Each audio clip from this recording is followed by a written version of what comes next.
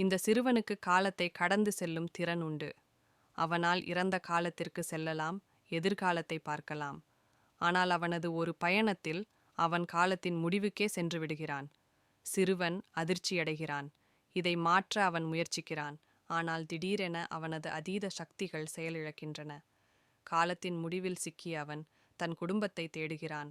ஆனால் வீட்டுக்கு திரும்பிய போது அவனது குடும்பம் எல்லோரும் இறந்துவிட்டதை உணர்கிறான். இறந்த காலத்திற்கு திரும்பும் வழியை கண்டுபிடிக்க முடியாமல் அவன் ஒவ்வொரு நாளும் கரப்பான் பூச்சிகளை உண்டு வயிறு நிரப்ப வேண்டியதாயிற்று. விரைவில் 50 ஆண்டுகள் கடந்து விடுகின்றன. சிறுவன் இப்போது ஒரு வயதான மனிதனாக மாறிவிட்டான். ஆனால் இன்னும் திரும்பும் வழியை கண்டுபிடிக்கவில்லை. அப்போது திடீரென ஒரு பெண் தோன்றுகிறாள். சிறுவன் தன் துப்பாக்கியை எடுத்து தன்னை காத்துக் கொள்கிறான். ஆனால் அந்த பெண் பயப்படவில்லை. அவள் கால நிலையத்தைச் சேர்ந்தவள் என்று கூறுகிறாள். அவர்களுக்காக 5 ஆண்டுகள் வேலை செய்தால் அவனை வீட்டிற்கு அனுப்புவதாக வாக்களிக்கிறாள். சிறுவன் ஒப்புக்கொள்கிறான். இறுதியாக அவன் தன் பணியை முடித்து இறந்த காலத்திற்கு திரும்புகிறான். அவனது குடும்பம் இன்னும் உயிருடன் இருக்கிறது. ஆனால் உலகின் முடிவுக்கு முன் இப்போது வெறும் 7 நாட்களே உள்ளன. அவர்கள் தங்கள் அதீத சக்திகளை பயன்படுத்தி உலகை காப்பாற்ற முயற்சிக்கின்றனர்.